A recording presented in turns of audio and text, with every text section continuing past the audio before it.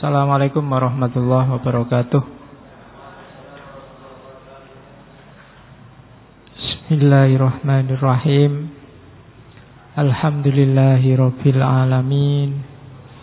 Wa bihi nasta'inu ala umurid dunya waddin. Allahumma salli wa sallim wa barik ala habibina wa syafi'ina sayyidina wa maulana Muhammadin wa ala alihi wa ashabihi wa man tabi'ahum bi ihsanin ila yaumiddin. Bismillah. Mari kita lanjutkan ngaji filsafat kita. Malam ini minggu kedua di bulan Agustus. Kita ketemu beliau, tokoh yang kontroversial bagi orang Indonesia, Tan Malaka. Saya tidak tahu teman-teman sejauh mana tangkapannya terhadap beliau. Ada yang bilang Tan Malaka ini levelnya kayak Soekarno. Ya dua-duanya sama-sama muridnya, antara lain muridnya Cokro Aminoto. Cuma kisah hidupnya berbeda. Ada yang bilang kalau Soekarno itu tokoh besar yang diliputi oleh mitos-mitos. Kebalikannya kalau Tan Malaka itu tokoh besar yang diliputi oleh stigma-stigma. Jadi yang satu mitosnya banyak, yang satu stigmanya banyak, antitesisnya. Meskipun kalau diperdalam gagasan-gagasannya mungkin tidak terlalu jauh berbeda. Sebagaimana saya ngomong minggu lalu, sesi para pejuang ini sebenarnya kita sedang ngomong orang-orang yang sangat mencintai tanah airnya. Cuma cara berpikirnya beda-beda, titik tekannya macam-macam. Tapi percayalah, mereka semua orang-orang yang cinta tanah air. Jadi tidak harus dipertentangkan. Saya yakin kita semua juga begitu sebenarnya, cinta sama tanah airnya. Cuma cara kita menanggapi tanah air itu beda-beda. Makanya nggak perlu gegeran. Sejak dulu misalnya ada debat, ada pertentangan luar biasa antara tiga kelompok, nasionalis, sosialis, sama agama, sama Islam. Seolah-olah tiga kutub ini sesuatu yang sama sekali berbeda. Padahal ya sebenarnya mungkin kalau direnungkan jalurnya sama. Orang yang cinta tanah air ya kan berarti mencintai tanah air dan segala isinya. Termasuk kita kan mayoritas muslim. Tidak mungkin cinta Indonesia tapi benci Islam. Kemudian sosialis, tidak mungkin cinta Indonesia tapi tidak ingin masyarakat Indonesia itu sejahtera semua, sebagaimana cita-cita sosialisme. Kalau ingin Indonesia sejahtera, tidak mungkin ninggal Islam dan juga tidak mungkin tidak cinta tanah air. Kalau kita ingin jadi muslim yang sejati, tidak mungkin kita cuek dengan kesejahteraan seluruh umat Indonesia dan juga tidak cinta tanah air. Jadi semuanya kita butuh. Tidak bisa orang nasionalis saja tanpa sosialis, tanpa Islam. Tidak bisa ngaku Islam tapi tidak cinta tanah air, juga tidak ingin kesejahteraan. Semuanya sejalur sebenarnya. Cuma memang implementasinya macam-macam, cara menerjemahkannya beda-beda. Itu yang sering tabrakan. Maka yang dibutuhkan bukan tawuran siapa yang menang, tapi duduk bersama, enaknya bagaimana, kan itu. Termasuk hari ini. Hari ini kan konflik luar biasa di level wacana, perebutan siapa yang paling benar. Nah itu menurut saya tidak harus gegeran. Cuma memang hobi kita gegeran. Kalau nggak ada musuh kan nggak rame, nggak sepi, nggak asik. Nggak ada kamu nggak asik, nggak ada yang dibully. Sekarang prinsipnya kan itu. Maka malam ini kita coba ketemu beliau-beliau ini. Biar kita sadar gimana caranya mencintai tanah air, berkorban demi tanah air. Kemudian berjuang. Nah, itu yang agak susah hari ini. Orang itu susah sekali diajak berjuang. Diajak tirakatan itu susah. Semua pingin enak dan seneng. Dari atas sampai bawah. Termasuk kita. Masuk ke sini kan juga pingin enak dan seneng. Yang masuk duluan mesti nyari tempat yang menurut dia paling enak dan seneng. Yang masuk belakangan juga pingin nyari posisi yang seandainya ngantuk tidak kelihatan. Kemudian minum juga begitu, dan seterusnya. Ya memang fitrah orang itu nyari enak dan seneng, tapi ada kalanya kita harus tirakat sebentar demi kesenangan yang lebih panjang, yang lebih hakiki.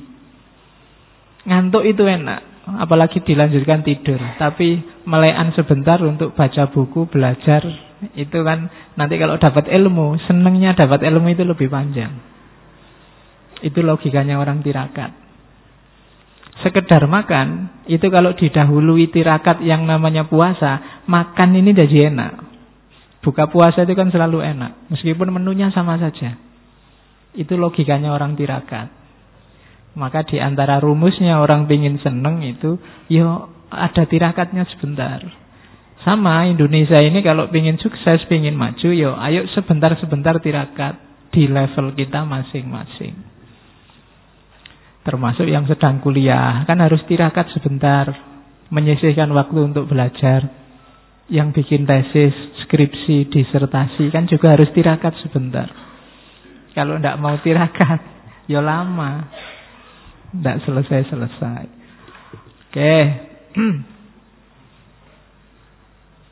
Bismillah, kita mulai aja. Nanti kalau ngomong skripsi terus kamu galau lagi. Kita mulai dengan Tan Malaka. Tan Malaka ini kelahiran Bukit Tinggi, daerah sana. Memangku budaya Minangkabau. Ya, ada yang dari sana? Ada ya. Nama aslinya Ibrahim, gelarnya Datuk. Sultan Ibrahim, gelarnya Datuk Tan Malaka. Kita kenalnya beliau Tan Malaka. Nanti dalam perjuangan dia beberapa kali pakai nama alias, nama samaran, karena hidupnya memang seperti buku yang dia tulis, dari penjara ke penjara. Karena aktivitasnya luar biasa. Pernah di penjara Belanda, pernah di penjara Jepang, pernah jadi buronan internasional. Kembali ke Indonesia juga pernah dipenjara oleh negaranya sendiri. Bahkan nanti tewasnya juga oleh saudara-saudaranya sendiri yang dia perjuangkan. Bahkan makamnya aja jadi bahan diskusi nasional. Di mana Tan Malaka dikubur itu kan jadi materi diskusi nasional. Makamnya saja. Jadi betapa dahsyatnya kehidupan beliau. Tan Malaka itu kalau katanya Habib Uzil, salah satu dari 7 begawan revolusinya Indonesia. Jadi bagi yang suka teori revolusi, apalagi revolusi Indonesia, harus paham 7 orang ini. Soekarno, Hatta, Amir Syarifuddin, sama Syahrir. Kemudian Tan Malaka, Sudirman, 6. Satu lagi Nasution. Ya, jadi 7 orang. Belajarlah tentang revolusi dari 7 orang ini dengan gayanya masing-masing. Syukur-syukur nanti kita bisa ketemu 7-7-nya di ngaji filsafat entah kapan. Ya, kalau katanya Adam Malik, Tan Malaka ini pasangannya memang Sudirman. Revolusionernya agak mirip. Dibandingkan Soekarno-Hatta lebih revolusioner Tan Malaka Sudirman. Orang-orang yang tidak mau kompromi sama penjajah. Kalau Soekarno-Hatta kan masih mau diplomasi, rundingan. Kalau Tan Malaka tidak mau. Makanya masjidnya Jenderal Sudirman itu harusnya revolusioner. Ya, karena tandemnya Tan Malaka sama Jenderal Sudirman. Kelahiran 1897. Meninggalnya 1949. 4 tahun setelah Indonesia merdeka. Sayangnya sampai meninggal belum sempat kawin. Jomblo sampai mati. Ya. Iya, ini gak usah ditiru, kamu gak perlu. Saya pingin kayak Tan Malaka. Alasannya beda. Kalau kamu mungkin karena gak laku. Kalau Tan Malaka gak sempat. Dia muter-muter, lari-lari keliling dunia, berjuang kemana-mana. Hampir 20 tahun dia pindah-pindah. Ya pacarnya banyak ganti-ganti, cuma gak ada yang sempat jadi istri. Waktu dia masih di Bukit Tinggi, pernah naksir. Ada teman sekelasnya, namanya Syarifah Nawawi. Cuma nanti Syarifah ini tiba-tiba dikawinin oleh Bupati Cianjur. Habis dikawini terus dicerai. Itu mungkin diantara yang bikin Tan Malaka marah sama feudalisme dan penjajahan itu, gara-gara itu, antara lain mungkin itu dendam. Pacare dikawini, habis dikawini dicerai. Nanti di Belanda dia juga punya, sempat dekat sama beberapa perempuan. Di Tiongkok juga pernah. Di Filipina juga pernah. Ya, 1, 2, 3, 4, sudah 4 ya. Terakhir dia dekat sama keponaannya Menteri Luar Negeri yang pertama, Ahmad Subarjo. Dia dekat, namanya Paramita Abdurrahman. Sudah sangat dekat, cuma belum sempat kawin. Tan Malaka sudah menghilang.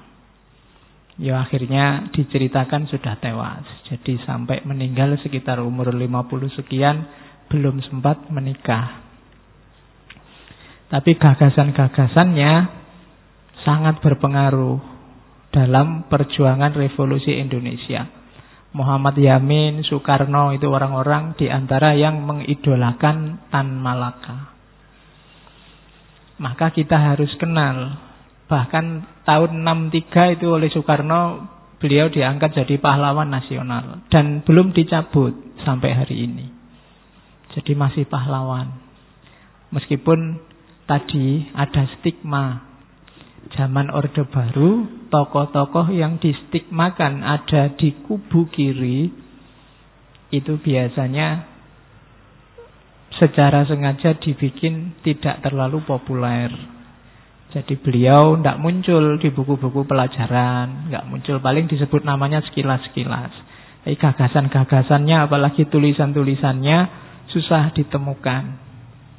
Ya alhamdulillah kita sudah melewati masa itu, sehingga bisa lebih cerdas lagi sekarang, bisa membaca-baca. Kan tulisan-tulisannya banyak, sudah mulai didiskusikan di mana-mana.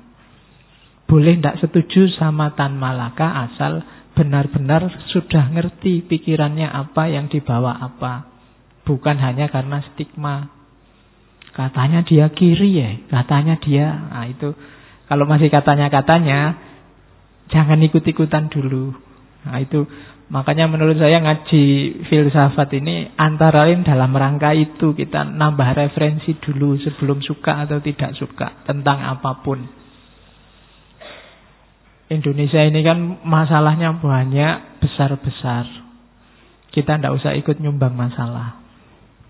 Ya, caranya gimana? Masalah itu cara mengatasinya dua. Menyelesaikan masalah atau kitanya jadi lebih kuat sehingga masalah apapun tidak mengganggu kita. Nah, jalan pertama kita susah, wong kita bukan apa-apa. Yang bisa kita jalan kedua. Ayo kita bikin diri kita kuat. Ada masalah apapun kita nggak terganggu, nggak tersakiti. Jalannya antara lain ilmu, nambah pengetahuan.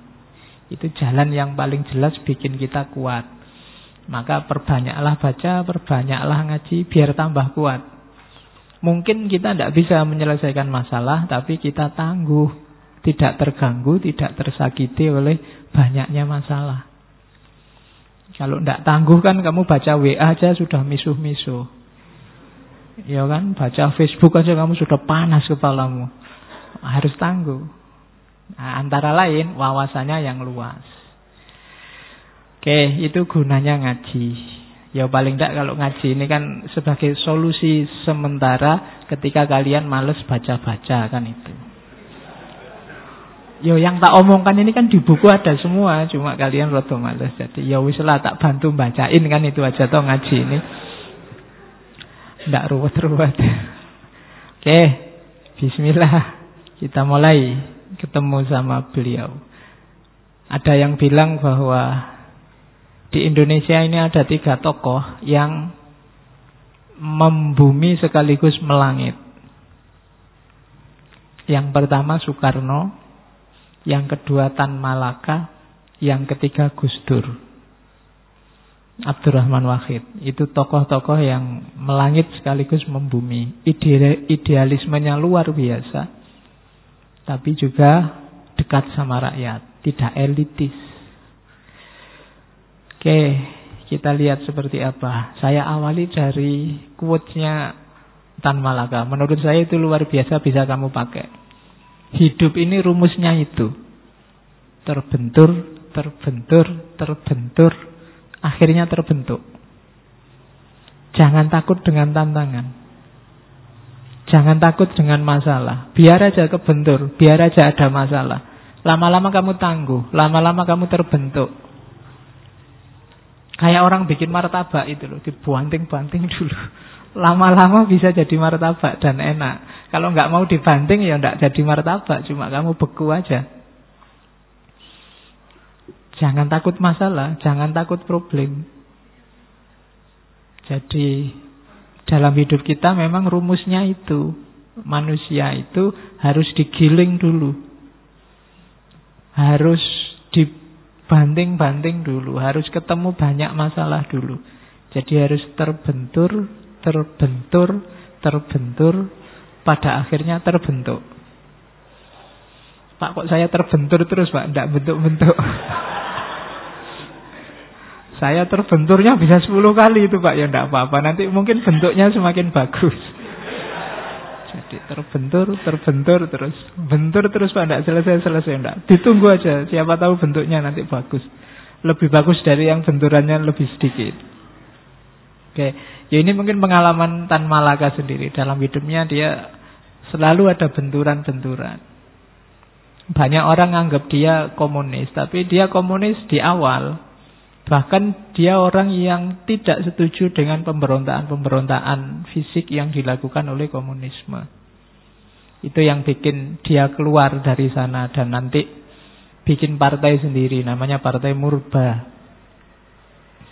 Itu yang bikin tokoh-tokoh PKI marah luar biasa sama Tan Malaka.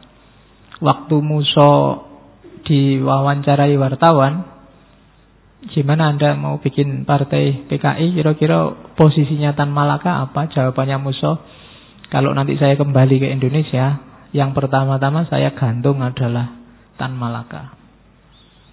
Padahal Tan Malaka ya sempat jadi anggota partai. Karena jadi partai komunis generasi awal itu, kalau di Indonesia komunisme masuknya kan lewat tokoh dari Belanda itu namanya Snevely. Nanti mendirikan partai namanya ISDV.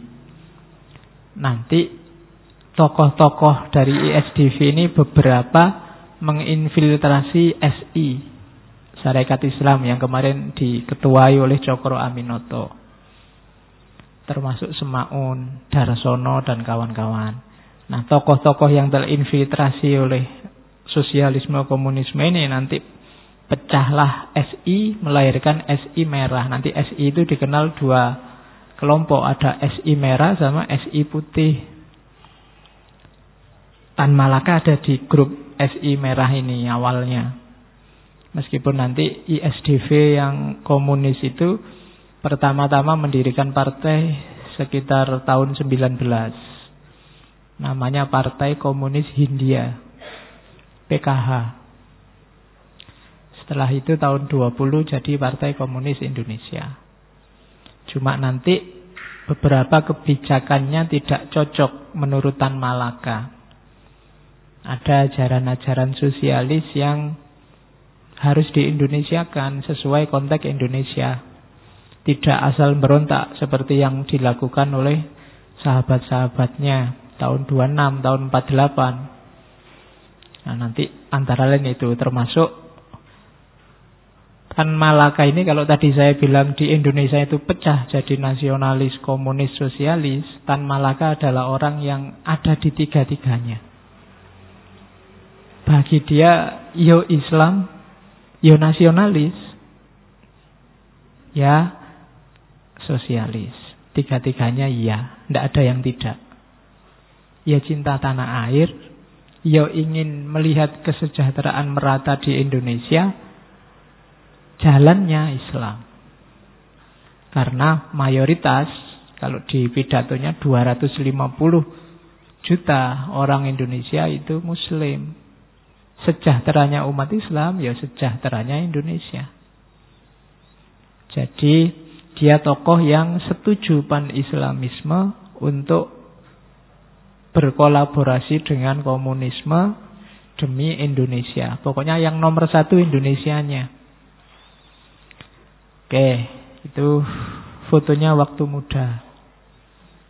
Saya tidak tahu, ya wajahnya kan sangat Indonesia, tapi jangan salah, dia pamornya internasional. Malang melintang di dunia internasional. Tidak ada yang tidak kagum sama dia. Mungkin orang menyandingkannya setara dengan Che Guevara. Jadi Tan Malaka ini mirip Che Guevara, tapi membacanya kebalik. Che Guevara itu mirip Tan Malaka.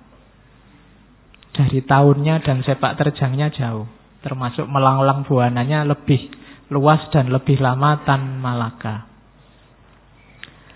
Oke, bismillah. Kita awali dari bukunya.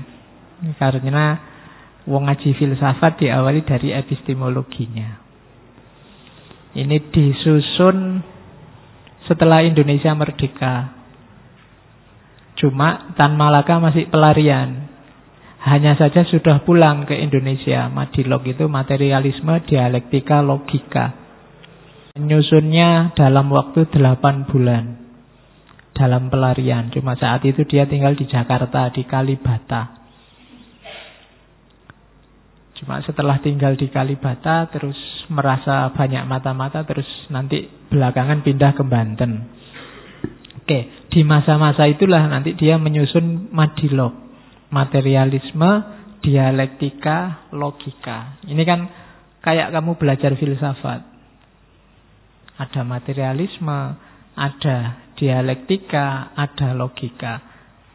Ini menurut visinya Tan Malaka, memperjuangkan Indonesia itu pertama-tama harus mengubah mindset, cara berpikirnya orang Indonesia. Kalau cara berpikirnya tidak diubah, diganti sistem apapun, tidak akan berubah.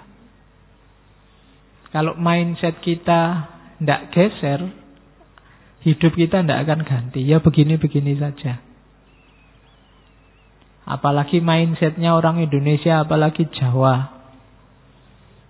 Dan mayoritas sebenarnya orang Indonesia, cara berpikirnya kan seperti di Cokro Aminoto kemarin. Cenderung fatalis, cenderung pasrah, cenderung lillahi ta'ala, cenderung ya mistik, cenderung apa? Mungkin kalau di Jawa tertentu ada bau-bau kleniknya. Ini susah kalau diajak berjuang. Kalau mindsetnya masih ini, alah tenang aja kita dijajah. Dunia ini hanya sementara. Cuma mampir ngombe sebentar, mampir minum sebentar. Ngapain sih ngoyo-ngoyo, biar aja lah, nggak lama kok, selesai. Mau berjuang kayak gimana kalau mentalnya semacam ini? Jadi, lo itu pernyataan itu ndak keliru, cuma konteksnya ndak pas. Kalau sudah berjuang mati-matian, terus segala upaya dikerahkan kok gagal, ya ndak apa-apa, takdirnya memang begitu. Tapi belum ngapa-ngapain kok sudah takdir. Itu bahaya. Maka yang pertama mau dirombak oleh Tan Malaka adalah struktur berpikir. Makanya di situ saya pakai kalimat itu perjuangan epistemologi. Oke. Dari kalian tidak suka filsafat jadi suka filsafat, itu kan ada pergeseran mindset. Dulu dengar kata filsafat aja bencinya setengah mati. Sekarang jangan-jangan lebih benci lagi. Karena dulu tidak dibikin pusing oleh filsafat, wong kamu tidak peduli. Sekarang dibikin pusing tiap minggu oleh filsafat. Tapi maunya Tan Malaka tidak, harus ada mindset yang ganti. Oke, jadi kalau tidak akan bisa bangkit. Penjajahan bisa dianggap takdir. Dunia yang kelihatan itu bukan dunia yang sejati. Dunia yang sejati besok di akhirat. Itu bahaya untuk melakukan revolusi. Oke, jadi pertama-tama harus berjuang di ranah epistemologi. Dasarnya apa sekarang? Mari percaya pada materi. Banyak orang zaman itu, saya tidak tahu zaman ini ya apa enggak, materi itu dianggap barang yang jelek, barang yang gelap, sesuatu yang lawannya. Kalau ada material sama spiritual, di kepala kita bunyi yang spiritual ini yang terang, yang material ini yang gelap. Dan dunia ini materi. Maka jangan banyak-banyak mikir dunia. Dunia ini sementara dan materi. Kita mikir yang akhirat, yang lebih abadi, yang lebih itu. Yang di kepalanya orang Indonesia banyak yang begitu zaman itu. Kalau zaman sekarang kan sudah tidak ada bedanya. Oke. Jadi maunya Tan Malaka loh, ayo diterima materi ini. Wong dia dasar dari kenyataan kok. Bahkan kita berpikir itu kan diawali dari materi. Ya kayak realismenya Aristoteles itu kan. Jadi loh, dasarnya berpikir ya realitas. Otak ini alat. Tapi bahan pikiran itu kan dari kenyataan sekeliling kita. Di otak ini ada rumus-rumusnya ya. Tapi kalau rumus-rumus nggak dikasih bahan ya otaknya sia-sia, tidak ada gunanya. Bahannya dari mana? Dari materi. Dari kehidupan nyata, pengalaman real. Di sini mungkin ada mesin namanya misalnya sebab akibat. Loh, sebab akibat ini kan hanya alat. Dia fungsional kalau kita terjemahkan secara real. Gitu loh. Gara-gara tidak makan 3 hari, kita jatuh sakit. Itu kan sebab akibat.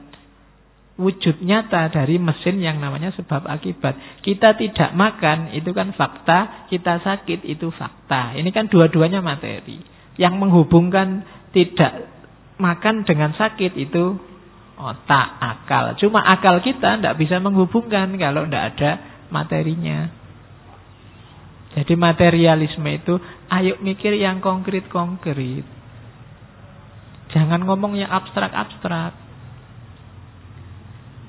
Itu mungkin kritik terhadap kajian-kajian Islam tertentu sebelumnya.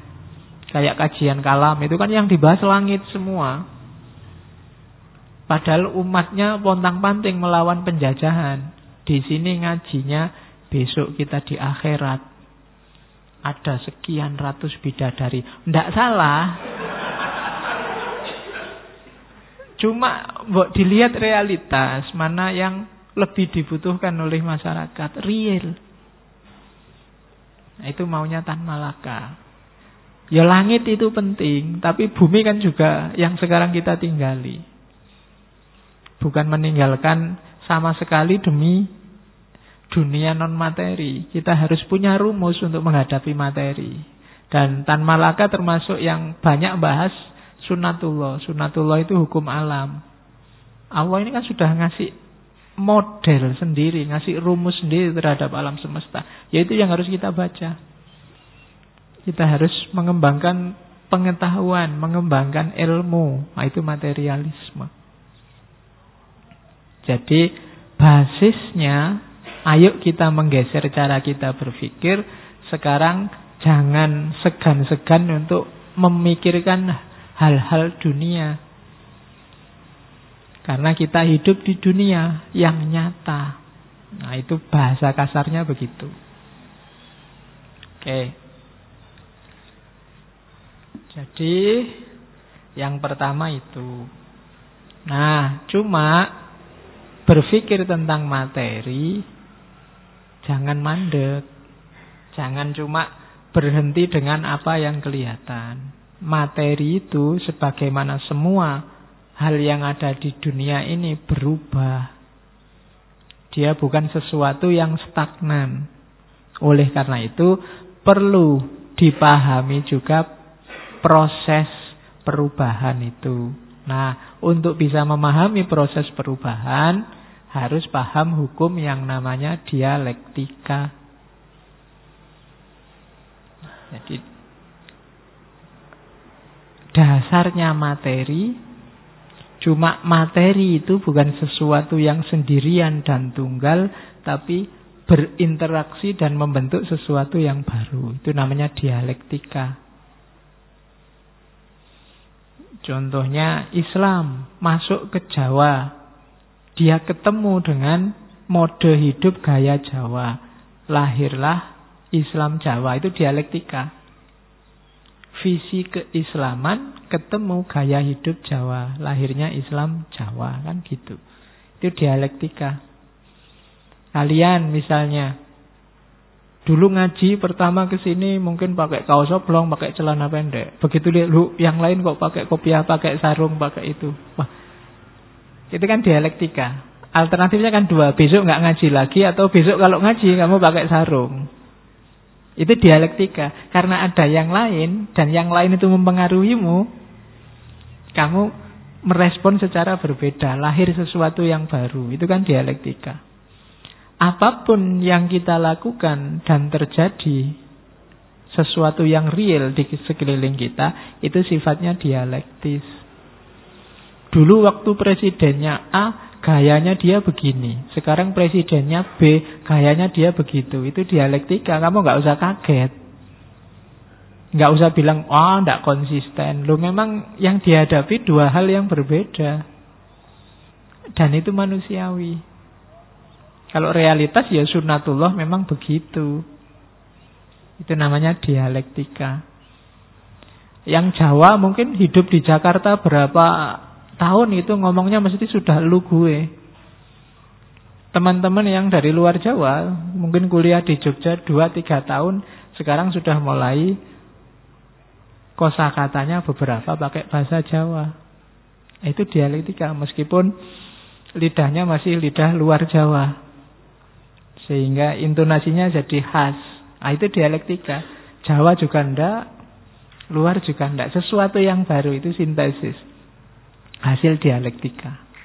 Jadi itu materialisme miliknya Marx, dialektika miliknya Hegel. Meskipun dalam gagasan sosialisme dua-duanya hidup.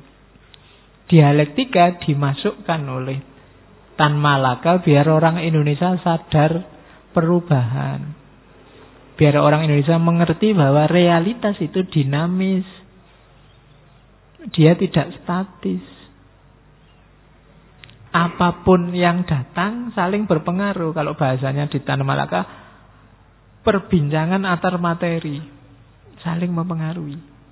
Kadang sifatnya bertentangan, kadang sifatnya saling mendukung, kadang hari ini sama, besok waktunya berubah jadi berubah, macam-macam.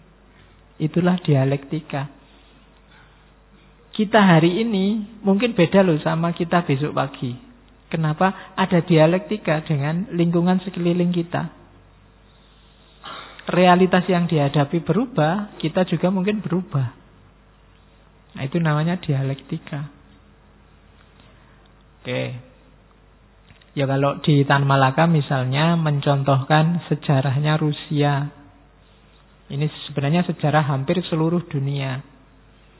Dunia itu kan awal-awal itu model sosial itu kan modelnya kecenderungannya monarki, kerajaan-kerajaan. Imperium-imperium ada di mana-mana. Setelah era kerajaan-kerajaan, lahir era feodalisme. Feodalisme ini era ketika orang-orang kaya, orang-orang bangsawan menguasai dunia, di Jepang, di Indonesia, dan seterusnya. Setelah itu era kapitalis. Era kapitalis ini lahirnya negara secara umum. Negara bangsa lahir seiring era kapitalis. Setelah itu ramalannya bacaannya Tan Malaka melihat Rusia, lahir era sosialis. Dan nantinya pasti akan muncul masyarakat komunis. Nah itu kenapa kok bisa berubah-berubah gini? Karena ada perbincangan antar materi yang sifatnya dialektika. Buruh ditindas. Ini kan dialektis. Dialektika antara yang menindas dan yang ditindas. Melahirkan fenomena baru, revolusi proletar. Ini kan dialektis. Sekarang kebalikannya, orang yang miskin, yang proletar, yang tertindas memimpin. Akhirnya apa? Balik dia menindas yang dulunya menindas dia. Lahir fase diktator proletariat, kan begitu. Diktator proletariat itu orang tertindas sekarang ganti menindas. Pada saatnya diktatoriat ini akan berhenti sendiri. Ketika mulai sadar orang, oh iya ya dulu saya ditindas susah, sekarang balas dendamnya selesai, kita sama-sama manusia, lahirlah masyarakat tanpa kelas. Itu nanti yang dikenal sebagai komunis. Oke. Ya harusnya yang mengkritik komunisme, yang tidak setuju komunisme, harus belajar tentang apa itu komunisme dulu, baru tidak setuju. Saya bilang jangan berhenti di stigma. Boleh kok tidak setuju. Kalau Indonesia mungkin setengah harus. Tapi harus ngerti duduk persoalannya. Kenapa kok tidak cocok untuk Indonesia? Atau tidak cocok di banyak negara. Hari ini kan komunisme dapat dikatakan bangkrut sebagai sistem pemerintahan di mana-mana. Kalau sosialisme masih ada geliatnya di beberapa negara, misalnya yang sudah mengkombinasikan dengan sistem yang lain seperti sosialisme demokrat dan yang sejenis itu. Nah, perubahan-perubahan sosial ini kan hasil dari yang namanya dialektika. Perbincangan antar materi, peristiwa dengan peristiwa itu dialektika, memicu perubahan. Jadi itulah cirinya manusia. Jadi jangan dimarahi kalau ada temanmu, pacarmu, kamu kok berubah tidak kayak yang dulu. Loh aku kan dialektis. Ya. Jadi masa harus sama terus, kan dialektis gitu loh. Kalau ketemu yang kayak gini ya gayaku gini, tapi ketemu yang kayak gitu ya gayaku gitu kan. Itu namanya dialektika. Lah kok nggak kayak dulu? Loh lah iya. Ini bukan berubah tapi berdialektika dengan realitas. Perasaanku ya tetap, cuma situasinya ganti, jadi ya dialektikanya ganti. Nah itu contohnya dialektika. Dulu di kampung tidak pernah ngerti orang pakai rok mini. Begitu masuk ke Jogja, lihat orang pakai rok mini tiap hari istighfar, astagfirullah gitu. Ya kan? Lama-lama bisa adaptasi dialektika. Iya. Sekarang pikirannya berubah sudah. Ya. Dulu astagfirullah, terus ganti lagi subhanallah. Ya. Lama-lama alhamdulillah. Akhirnya Allahu Akbar. Oke. Itu kan dialektika, berubah. Dulu mungkin dengar orang takbir itu kesannya heroik, kesannya monumental, tapi ada beberapa peristiwa yang membuat kita berdialektika di situ. Kesannya beda lagi sekarang kalau orang takbir. Ada orang takbir mungkin kita malah lari, khawatir. Jangan-jangan ada kerusuhan. Ya kan? Kenapa? Ada pengalaman-pengalaman sebelumnya. Oke. Nah, untuk mengeliminasi itu, ya munculkan peristiwa sebagai antitesisnya bahwa takbir itu tidak menakutkan kok. Justru heroik, kembalikan lagi. Caranya lahirkan antitesisnya. Betul. Kalau kamu nggak setuju sesuatu, bikin antitesisnya. nanti akan lahir sesuatu yang baru. Nah, itu prosesnya orang hidup itu. Jadi dialektis dasarnya materi. Nah, proses memahami materi, proses dialektika dalam hidup ini, ayo dipahami secara logis. Kenapa harus pakai logika? Ya biar terukur. Biar ngitungnya enak. Biar kalkulasinya jelas. Logika itu kan tegas. Kalau kayak gini masuk akal, kayak gitu nggak masuk akal. Target yang rasional begini, yang nggak rasional begitu, itu kan jelas kalau logika. Dengan modal sekian, kita akan untungnya sekian. Kelemahan kita di sini, kerugian kita di situ, itu kan logika. Lebih enak mengontrolnya. Bukan berarti cara berpikir yang lain jelek atau salah. Tapi yang paling aman, paling bisa kita daya gunakan untuk kebangkitan, untuk perjuangan, untuk pembangunan, itu logika. Pakai insting, ya mungkin bisa, tapi berat. Sudahlah Pak, saya nunggu wangsit saja kapan lahir, kapan moodnya keluar, ya saya susah. Mending kamu rancang sendiri. Saya pokoknya tiap jam sekian mau melakukan ini, pingin hasil ini, jelas. Ngukurnya lebih gampang. Bukan berarti yang insting tadi salah. Kalau insting, kalau intuisi, kalau itu susah. Tapi kalau akal, kalau logika lebih mudah mengontrolnya. Sudahlah Pak, saya pasrahkan semua pada Allah. Kalau nanti dapat hidayah ya terbuka, kalau enggak ya sudah. Oh itu susah. Tapi kalau kita rancang sendiri, saya akan berusaha Pak biar dapat hidayah, caranya A, B, C, D. Itu logis. Nah, maunya Tan Malaka, orang-orang Indonesia ini kalau ingin merdeka, sukses, ayo berpikir menggunakan logika.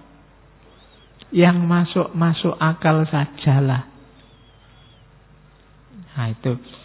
Jadi jangan terlalu terpaku pada hal-hal yang tidak masuk akal. Meskipun yang tidak masuk akal mungkin sekali-sekali akan terjadi.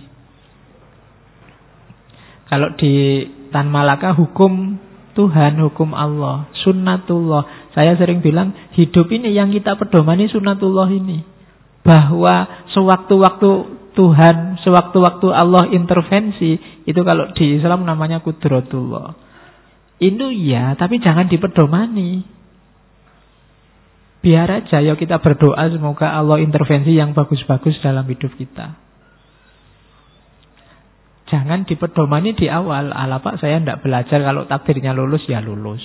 Kalau enggak ya enggak. Lah itu enggak bisa. Logika sunnatullahnya kalau ingin lulus belajar. Bahwa kamu belajar kok enggak lulus-lulus, itu takdirnya Allah berarti sudah. Intervensinya Allah kan begitu. Jadi jangan pedomani yang kudratullah ini. Kamu loncat dari amplas paling atas itu yakinilah pasti tewas. Enggak usah dicoba. Yakin tewas itu sunnatullahnya memang begitu. Bahwa kamu mungkin ada momen apa terpaksa loncat dari sana, mungkin dikejar-kejar orang apa-apa, dan tidak tewas, itu kudratullah. Mungkin Allah intervensi, tiba-tiba ada truk yang bawa spring bed banyak, terus kamu jos gitu. Jadinya enggak tewas, itu Allah intervensi. Gitu loh. Jadi jangan mengandalkan pasrah. Pedomannya sunnatullah. Sunnatullah itu dasarnya logika. Isinya materi, prosesnya namanya dialektika. Itu yang diinginkan oleh Tan Malaka. Ya, kalau ingin merdeka jangan diem saja. Jangan pasrah saja. Bangkitlah. Berpikir yang rasional. Pahami realitas sekelilingmu. Pahami proses-proses yang terjadi di dalamnya. Itulah materialisme, dialektika, logika. Oke, terus. Nah, visinya Tan Malaka itu visi kerakyatan. Kalau Soekarno pakai istilah marhain, kalau Tan Malaka pakai istilah murba. Ya. Murba itu artinya rakyat jelata. Ini istilah dari Raden Ngabei Caraka yang sempat ketemu sama Tan Malaka. Jadi mereka ngobrol terus ketemulah kalau rakyat jelata itu ada istilah murba, dan istilah ini dipakai oleh Tan Malaka. Istilah ini ada di babat-babat, di serat-serat, di cerita-cerita, termasuk cerita zaman Ken Arok, zaman Singosari itu ada istilah murba. Jadi kaum murba. Meskipun nanti ketika dia jadi partai, murba itu dianggap sebagai singkatan dari musyawarah rakyat banyak. Partai murba. Cuma nanti Tan Malaka ini tidak lama, paling sekitar 3 bulan setelah partai ini berdiri, Tan Malakanya sudah tewas. Nanti dihidupkan oleh teman-temannya, termasuk Iwa Kusuma Sumantri, Khairul Saleh, termasuk mantan wakil presiden Adam Malik, itu berasal dari partai murba. Dan ya tidak terlalu sukses sebagai partai. Terakhir dulu tahun 2009 waktu dibuka lagi multipartai, juga dicoba didirikan lagi tapi tidak nyampe karena electoral threshold-nya sudah banyak turun. Tapi sebagai ideologi dia menjadi bibit nanti dari sosialisme, nasionalisme Indonesia. Jadi ini mirip dengan gagasan marhainismenya Soekarno. Jadi ingin rakyat Indonesia sejahtera seluruhnya. Musuhnya 2, kolonialisme, imperialisme, sama feudalisme. Oke, jadi visinya itu kerakyatan. Ingin rakyat Indonesia makmur sejahtera. Terus, nah, itu tadi visinya. Kemudian sistem yang ditawarkan. Tan Malaka mengkritik model pemerintahan yang mengandalkan trias politika. Eksekutif, legislatif, yudikatif. Katanya Tan Malaka tidak efektif model semacam ini. Jadi kalau ada eksekutif, legislatif, yudikatif, yang menang tetap eksekutif. Karena yang terjun langsung menguasai sumber daya itu eksekutif. Yang lebih kuat itu pasti eksekutif. Dan eksekutif bisa mudah mempengaruhi legislatif. Dan isinya legislatif itu biasanya ya hanya orang-orang yang secara ekonomi kuat. Apalagi model pemilu, model pilihan. Melihat struktur dan budaya di Indonesia, orang Indonesia itu kan cenderung tidak tegaan. Masa sudah disangoni, nggak milih, nggak sopan. Kan ada kan logika begitu. Kita sudah dikasih banyak loh, masa nggak milih dia? Nggak pantas lah. Ini logika-logika kayak gini kan hidup sampai hari ini. Itu teman kita sendiri, sahabat kita loh. Masa kita nggak milih dia? Itu teman dari temannya teman kita loh. Masa kita nggak milih dia? Kan? Bisa begitu orang Indonesia hari ini. Dan model semacam ini tidak efektif. Pemerintahan kalau ada 3 kaki itu akan susah efektif. Oke, yang susah nanti orang kecil lahirnya. Maka kalau tawarannya Tan Malaka, ada organisasi besar khas ya negara-negara sosialis, lembaga besar yang ngurusi negara. Nah, di lembaga ini ada fungsi-fungsi yang bermain. Ya, ada fungsi legislatif, fungsi yudik, itu bagian dari organisasi besar ini. Dengan ADART-nya yang namanya undang-undang.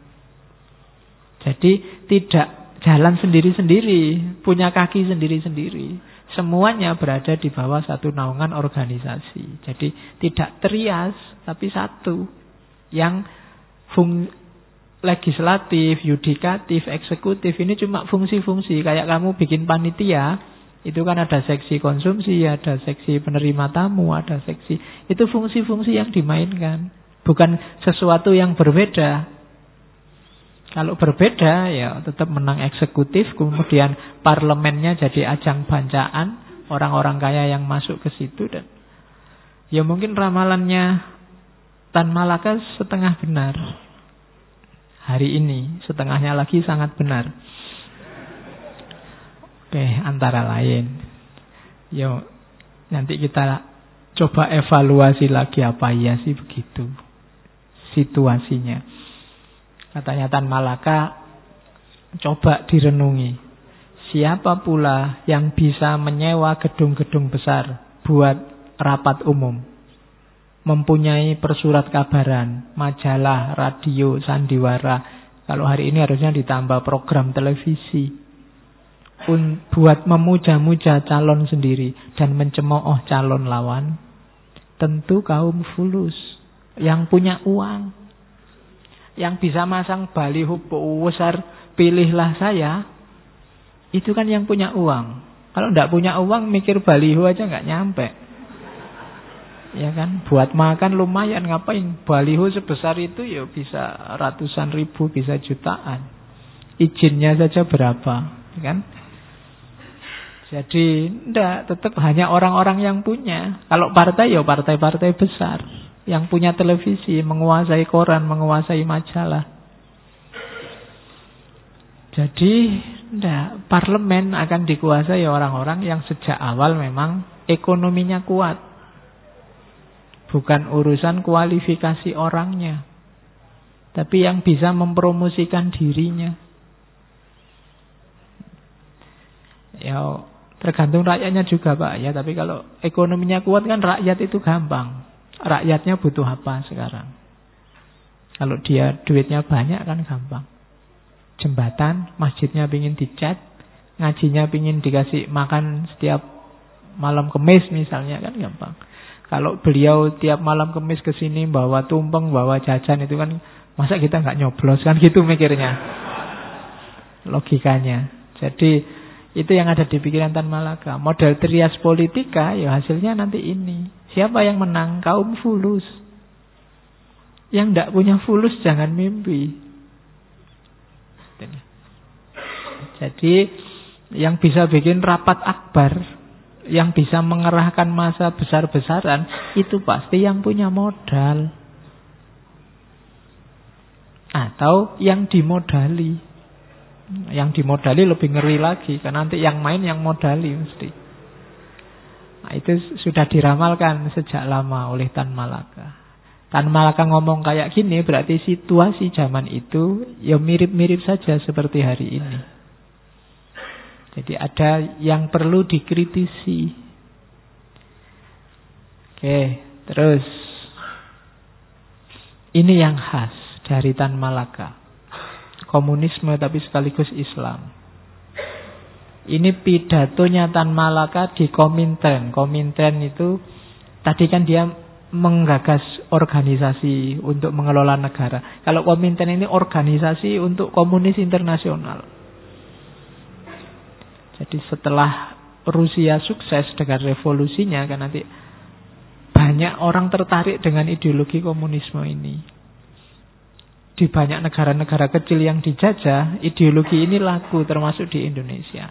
Nah, akhirnya lahir organisasi internasionalnya namanya Komintern. Dan nanti Tan Malaka termasuk pejabatnya yang mewakili Asia zaman itu. Dan dia dikasih kesempatan pidato, meskipun usulnya ditolak. Dia usul, jangan memusuhi agama, jangan memusuhi Islam. Jangan memusuhi kelompok agama. Wong agama itu potensi yang luar biasa untuk kita berjuang. Kalau kita musuhi agama, ya nanti kita dimanfaatkan. Itu kan kalimatnya perkumpulan Islam itu. Ini ngomong tentang SI. Dia cerita tentang Sarekat Islam. Karena dia kan sempat jadi anggota Sarekat Islam. Perkumpulan Islam itu mendorong masyarakat desa mengambil alih kendali perusahaan-perusahaan. Semboyannya Petani miskin menguasai semuanya, proletar menguasai segalanya. Jadi SI telah melakukan propaganda yang sama dengan Partai Komunis. Cuma kadangkala dengan nama lain. Tapi karena ada kritik yang tak mengenakkan para pemimpin SI, pada 1921 terjadi perpecahan. Perpecahan ini dan hasil, jadi SI yang pecah itu ditambah hasil Kongres Komintern kedua. Keputusannya apa Komintern kedua? Ini Komintern keempat. Komintern kedua memutuskan berjuang melawan pan-islamisme. Jadi Islam dan gerakan pan-islamisme dianggap rival. Akhirnya Islam sama komunis berhadap-hadapan. Kemudian situasi saling nantang ini antara Islam dan komunis dimanfaatkan oleh pemerintah. Jadi pemerintah masuk provokasi. Apa yang mereka katakan kepada kaum tani muslim yang sederhana, mereka bilang, ini pemerintah yang memprovokasi. Lihat, komunis tidak hanya memecah belah, mereka juga ingin merusak agama kalian. Oh, ini luar biasa bagi petani. Mereka kemudian berpikir, saya telah kehilangan segalanya di dunia, apakah saya juga harus kehilangan surga? Jangan sampai itu terjadi.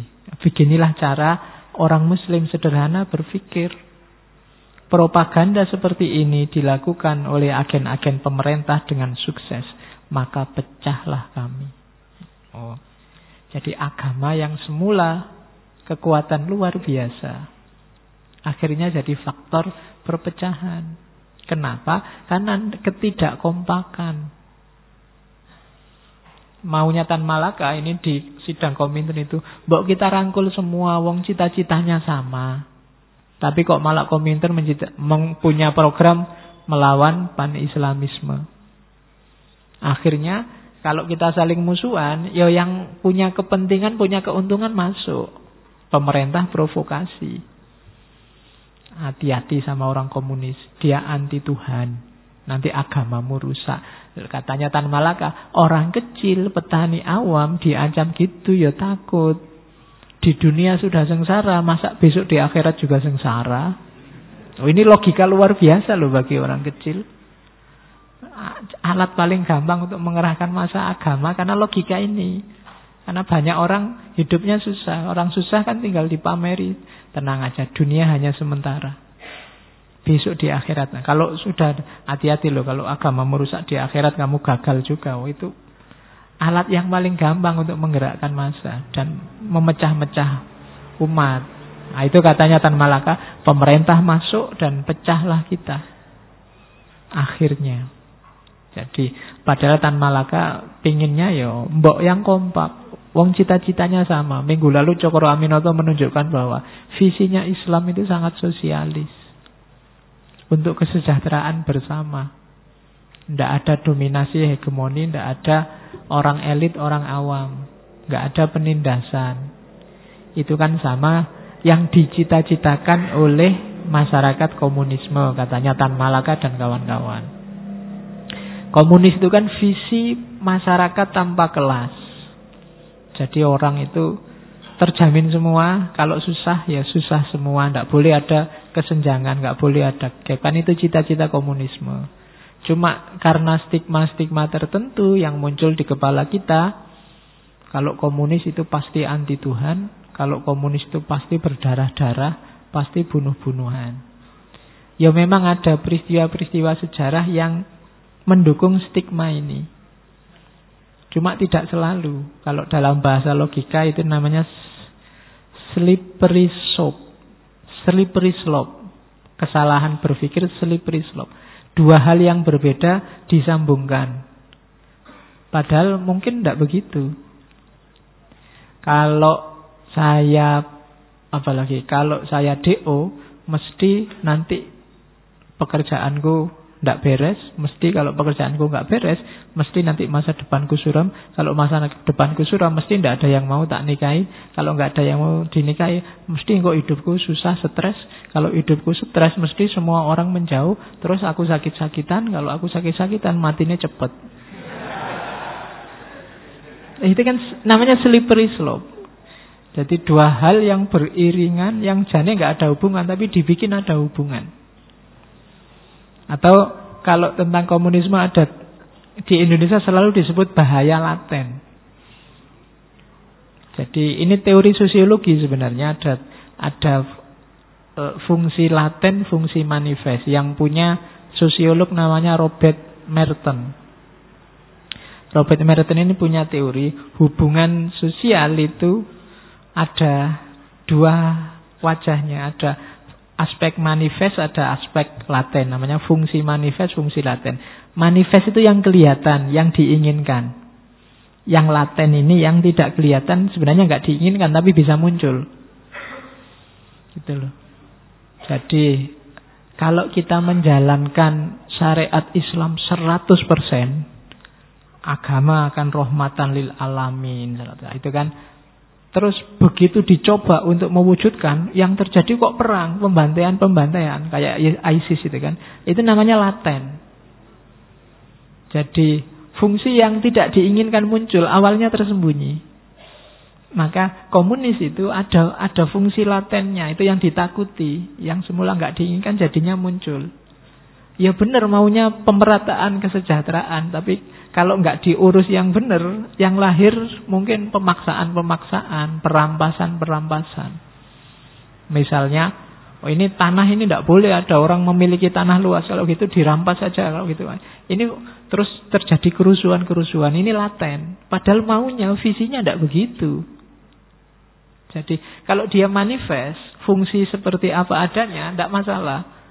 Sesuai idealnya, tapi ada latennya. Laten itu yang tidak kelihatan, yang tidak diinginkan. Ya relasi sosial apapun mesti punya dua wajah ini. Kayak kita berteman misalnya, harusnya berteman itu enak, menyenangkan, hidup tidak sepi. Tapi di situ ada fungsi latennya. Mungkin gara-gara ada teman kita jadi terganggu, kita jadi tidak bebas. Itu laten. Jadi komunisme, mungkin Islamisme juga begitu. Bahkan nasionalisme juga begitu. Orang yang tidak suka Islamisme, tidak suka nasionalisme, tidak suka komunisme, yang dilihat hanya aspek latennya, aspek jeleknya saja. Sementara yang pro mati-matian biasanya hanya lihat bagusnya saja, aspek manifestnya. Loh, Islam itu kan rahmatan lil alamin. Kalau semacam itu bukan Islam itu. Kan kita selalu bilang begitu. Yang pro Marxisme, komunisme mungkin bilangnya juga begitu. Loh, ideologi yang mensejahterakan rakyat 100% itu ya yang komunisme itu, yang sosialisme itu. Kalau nggak begitu ya enggak, dan seterusnya. Nah, itu sebenarnya kecerdasan kita membaca mana yang manifest, mana yang laten. Kapan-kapan kalau ada sesi lagi kita ngomong teori-teori sosial. Oke. Itu kalimatnya Tan Malaka. Saya bukan Bolshevik. Namun jika seseorang mencintai tanah airnya, memperlihatkan kecenderungan terhadap Bolshevikisme, maka panggil saya Bolshevik. Jadi Bolshevik itu tadi revolusi Rusia. Ya karena memang gagasan sosialisme, komunisme itu inspirasinya dari revolusi Rusia. Kalau nasionalisme, demokrasi itu dari revolusi Amerika dan revolusi Perancis. Jadi masuknya lewat sana. Cuma revolusi Rusia ini namanya Bolshevikisme. Ini yang meruntuhkan kuasanya zaman itu tahun 1917.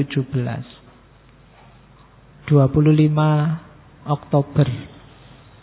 Yang tanggal ini dipakai oleh Tan Malaka untuk mendirikan Partai Murba. Ketika terjadi revolusi Bolshevikisme itu yang nanti melahirkan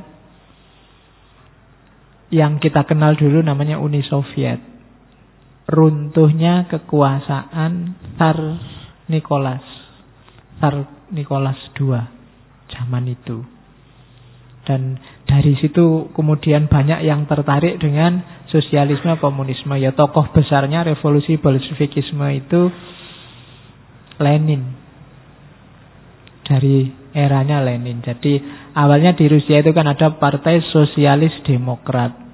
Partai Sosialis Demokrat itu punya dua faksi.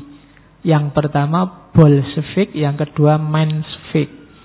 Yang Bolshevik ini yang keras, yang tidak mau kompromi. Yang Menshevik ini yang moderat. Nanti dua faksi ini saling menjatuhkan, saling serang. Awalnya ya sama-sama Partai Sosialis Demokrat Rusia. Oke. Makanya Tan Malaka bilang, sudahlah tidak apa-apa kalau aku dianggap PKI kah, dianggap Bolshevik kah, asal demi Indonesia nggak masalah. Itu kalimatnya kayak kata-katanya Imam Syafi'i itu loh. Kalau cinta pada ahli bait dianggap Syiah, aku dianggap Syiah juga tidak masalah. Itu Imam Syafi'i, bukan saya. Oke. Kalau cinta tanah air dianggap Bolshevik, panggil saja saya Bolshevik. Itu Tan Malaka. Jadi artinya apa? Kalau memang kita yakin jalan kita sudah benar, sudah lurus, peduli amat sama komentarnya orang, sama stigma yang ditempelkan orang, sama anggapan-anggapan orang. Itu menunjukkan punya pendirian yang kuat. Tidak gara-gara takut dianggap Syiah terus, kalau gitu saya nggak usah lah ngomong-ngomong tentang ahli bait, ngomong tentang cinta ahli bait. Itu Imam Syafi'i kan. Tapi kan beliau enggak lah. Kalau cinta ahli bait dianggap Syiah, ya anggap saja saya Syiah, enggak masalah. Oke. Ya dalam banyak hal kalau kita punya prinsip kuat, boleh pakai logika semacam ini. Kalau titik-titik dianggap titik-titik, ya anggap saja saya titik-titik. Titik-titiknya kamu isi sendiri. Oke, terus nah, ini di antara visi upaya Tan Malaka untuk Indonesia. Jadi setelah dia mengembara kemana-mana dan Indonesia merdeka, dia pulang. Pulangnya Tan Malaka ke Indonesia jangan dibandingkan dengan pulangnya Soekarno dari pengasingan. Jauh. Tan Malaka pulangnya sendiri, nggak ada yang peduli, nggak ada yang kenal, nggak ada yang sambutan besar-besaran. Kalau Soekarno pulang kan yang menyambut luar biasa zaman itu. Cuma Tan Malaka ini bukan ingin melawan Soekarno. Soekarno juga sahabatnya, temannya. Banyak kebijakan-kebijakannya Soekarno yang dia tidak setuju. Khususnya kebijakan-kebijakan perundingan, apalagi zaman kabinetnya Syahrir. Syahrir ini temannya, sama-sama Sultan, satu daerah asalnya. Cuma caranya jauh. Syahrir ini politisi, intelektual, geraknya tidak revolusioner bagi Tan Malaka. Kesuwen. Apa kesuwen itu bahasa Indonesia? Kelamaan. Bolak-balik diplomasi, dialog, kesuwen. Ini sudah untuk itu sudah, mumpung orang semangat, mumpung orang bergairah, bergelora, ya bolak-balik rundingan aja. Kapan kita merdeka beneran ini? Wong sudah proklamasi kok masih dibuat mainan sama orang-orang luar. Kan itu yang dibikin Tan Malaka sumpek itu kan. Akhirnya dia bikin gerakan sendiri. Itu nanti yang jadi awal dia mulai diincar, termasuk oleh pemerintah. Dia bikin tahun 46 kelompok namanya Persatuan Perjuangan. Dia dengan gagasannya sendiri membentuk kelompok, dibentuk di Purwokerto tahun 46. Organisasi-organisasi dihubungi semua. Siapa yang mau bikin gerakan baru untuk Indonesia yang baru. Dan zaman itu berhasil mengumpulkan 141 aliran politik, organisasi politik, Laskar, Masumi ikut, PNI ikut. Karena memang orang sudah mulai tidak sabar lihat diplomasi pemerintah yang bertele-tele.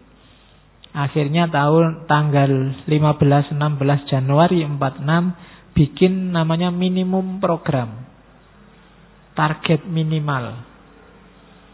Yang pertama, berunding dengan tujuan pengakuan kemerdekaan 100%. Jadi setelah kita proklamasi itu, kok kayak tidak ada bedanya ya Sudah merdeka dengan belum merdeka. Ini masih ribut. Sekutu yang mau balik lagi, Belanda yang mau balik lagi, Jepang yang dipulangkan, ada yang tawanan mau dirampas. Lah katanya kita sudah merdeka. Kok masih banyak yang ngerecoki, kita nggak bisa ngurusi negara kita sendiri. Kita teriak ke luar negeri, Indonesia sudah merdeka loh. Orang luar paling, oh ya, selamat ya. Tapi tidak ada yang berubah di dalam. Apa-apanya masih diatur, masih disetir. Itu maka visinya merdeka 100%. Jangan ada yang ngatur-ngatur kita lagi. Wong namanya aja merdeka. Itu usulan pertama dari minimum program. Dan ini termasuk yang disetujui oleh Jenderal Sudirman. Yang kedua, pemerintahan rakyat. Jadi pemerintahan yang sesuai dengan kemauan rakyat. Jadi bukan pemerintah yang mikir, ya pikirannya bagus-bagus, tinggi-tinggi, tapi versi dia. Kalau versi dia, versi mereka, tidak ada jaminan loh cocok dengan keinginannya rakyat. Rakyat butuh apa, dikasih apa. Mungkin yang dikasih ini luar biasa, tapi kalau nggak dibutuhkan buat apa? Itu loh. Kalau rakyatnya butuh sepeda ontel, dikasih pesawat terbang, ya kan nggak manfaat. Ya luar biasa pesawat terbang itu, tapi kan rakyat hari ini masih cuma butuh ontel. Jalan-jalan di kampungnya juga masih memungkinkan sepeda ontel. Buat apa dikasih helikopter, pesawat terbang misalnya.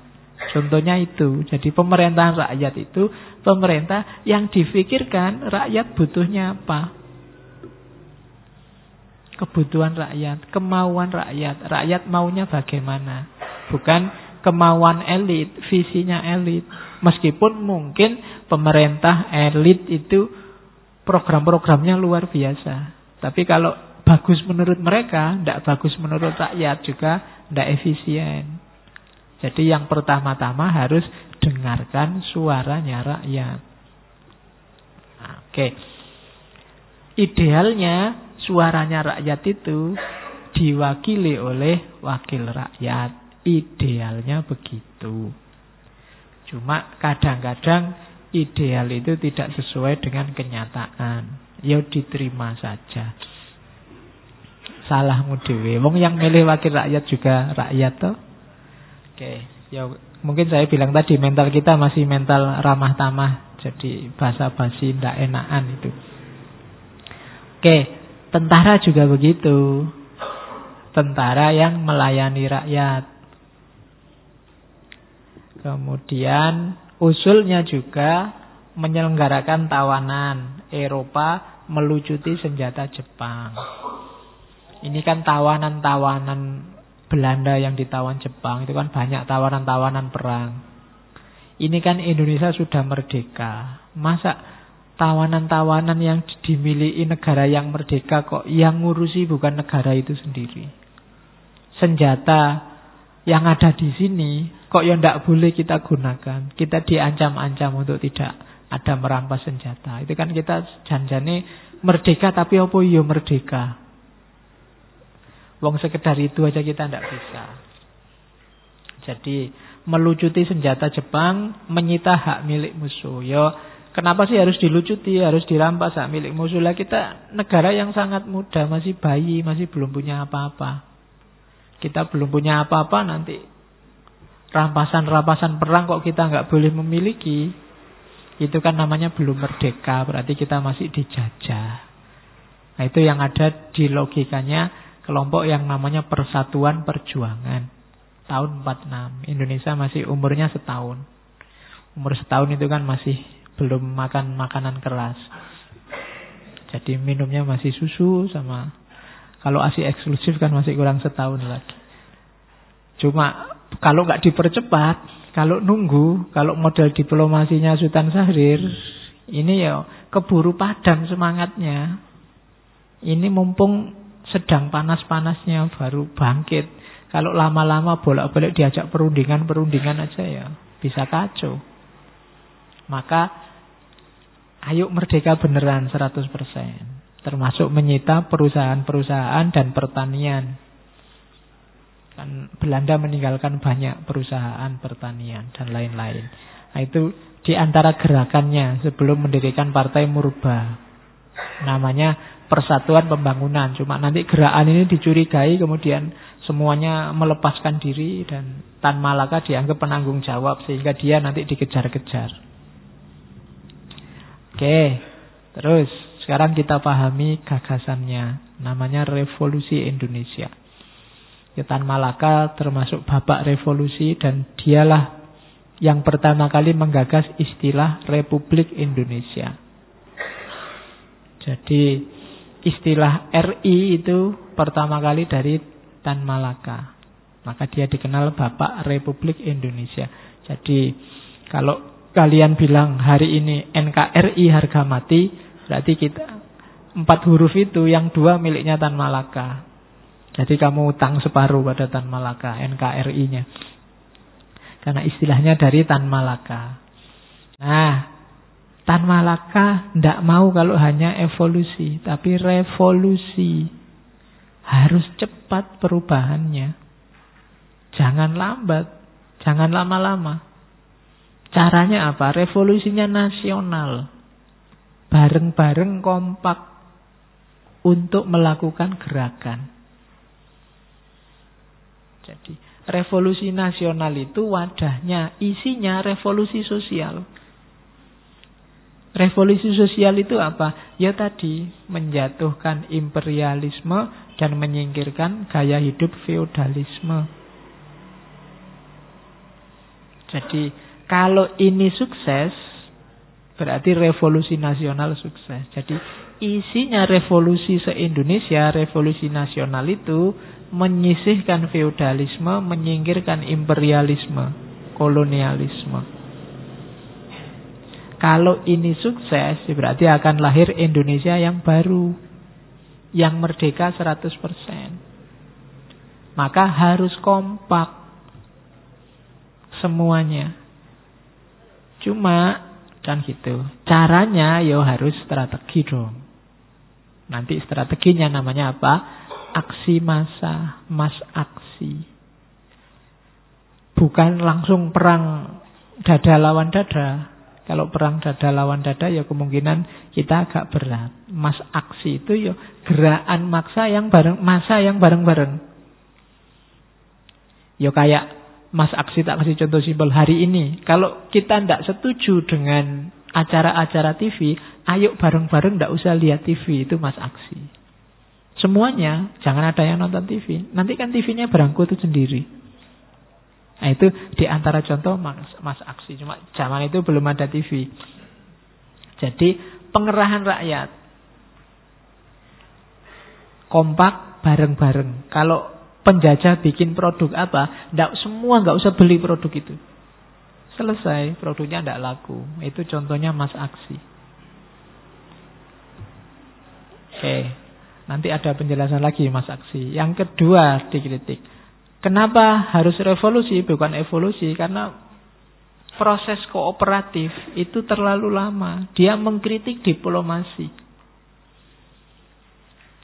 Diplomasi itu sifatnya lambat. Kemudian kita rugi. Diplomasi itu kita tidak bisa full. Perjanjian-perjanjian itu kan bikin kita malah sumpek sendiri. Orang yang suka diplomasi, yang bikin kita malah rugi. Kalau di Tan Malaka disebut inlanders alat. Jadi kaki tangannya Belanda. Kita malah rugi sendiri. Nanti waktu diplomasi ada kesepakatan. Oh Indonesia sampai wilayah sini ya, yang sini miliknya Belanda. Kan ada itu. Di perjanjian Renville itu demarkasi batasnya. Ini miliknya Belanda, ini miliknya Indonesia. Itu hasilnya diplomasi. Malah menyusut. Keliru. Jangan diplomasi dong katanya Tan Malaka. Kalau ada maling masuk rumahmu, ya usirlah dia. Kalau perlu dipukuli, masa malah diajak berunding. Ya kan? Lo penjajah itu kan maling masuk ke rumah kita, malah diajak rundingan. Gimana? Sampean mau ngambil apa? Terus ya kan Perundingan itu kan kasarannya begitu.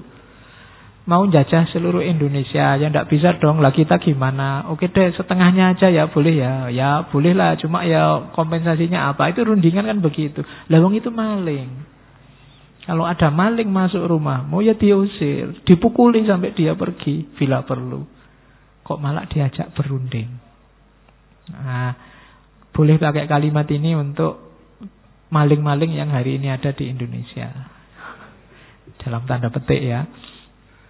Jadi jangan diajak berunding, jangan negosiasi sama maling. Ya diusir. Biar kita ndak rugi. Maling diajak rundingan, dia datang ndak bawa apa-apa, pulang bawa banyak. Kalau rundingan kan rencananya bawa banyak, terus akhirnya cuma bawa sedikit kan itu. Tapi tetap saja itu maling. Jadi kalau ada maling masuk ke rumah, ayo kita usir. Bila perlu dipukuli kalau nggak mau pergi. Jangan diajak berunding. Ini dasar logis kritikannya Tan Malaka pada usaha-usaha diplomasi.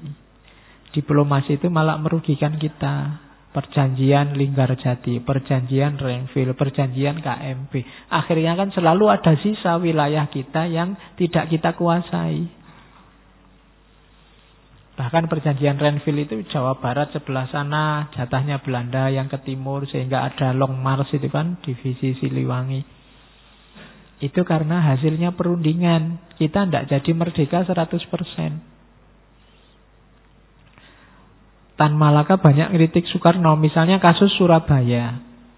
Ada waktu ketika para pejuang di Surabaya itu bisa menaklukkan Inggris saat itu di tembak-menembak yang pertama itu. Tapi Soekarno datang ke sana terus jangan perang ya. Disuruh menghentikan. Sampai akhirnya ya pasukan bantuan datang semua, hancur Surabaya. Nah itu hasil diplomasi.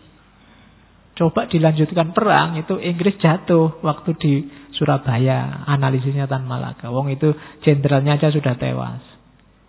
Tapi karena tembak-menembaknya disuruh dihentikan, akhirnya bala bantuan Inggris datang dan Surabaya jadi lautan api. Alasannya damai terus rundingan dulu, jangan perang. Itu kan kita sudah dipukul tapi waktu kita mau balas, sabar, rundingan dulu. Nah, gitu. Jadi logikanya itu yang dikritik Tan Malaka. Oke.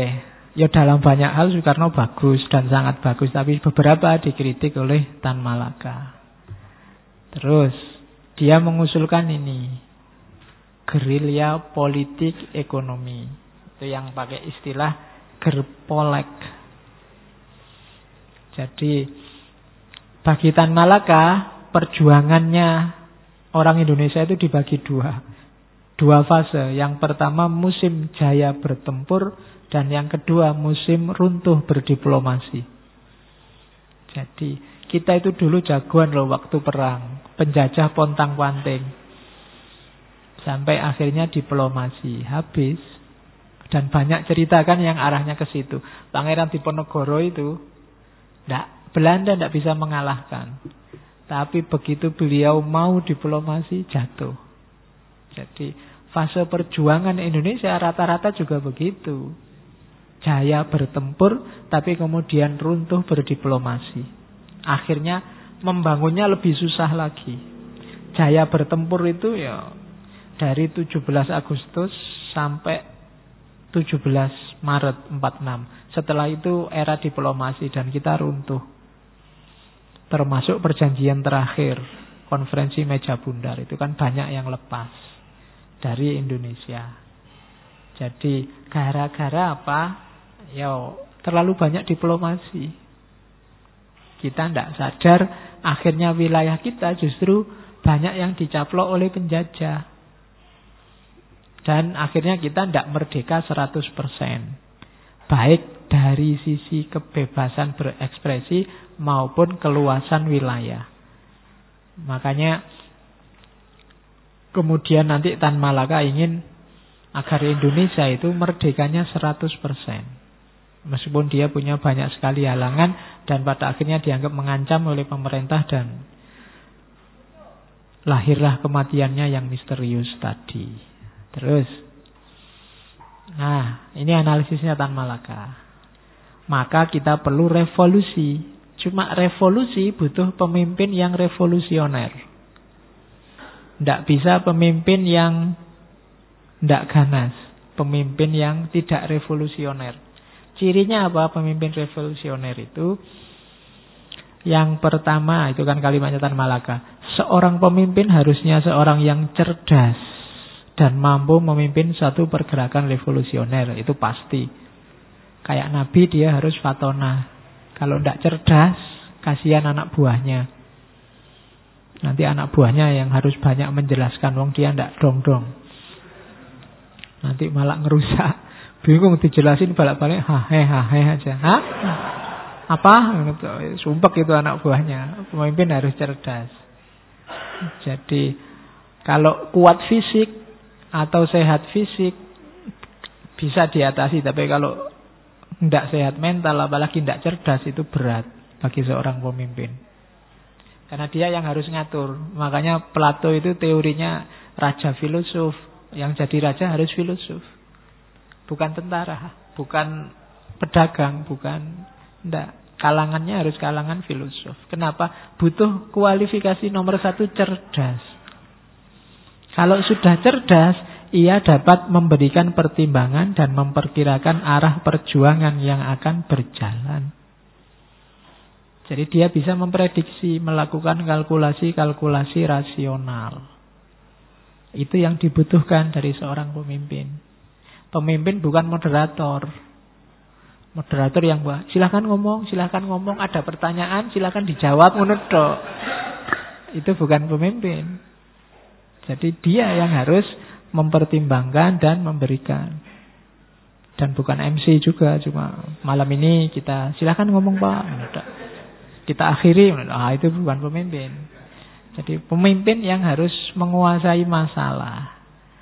Terus dia harus bisa menyelami kemauan rakyat dan bahkan mengontrol. Mengontrol itu mengubah kemauan massa jadi perbuatan.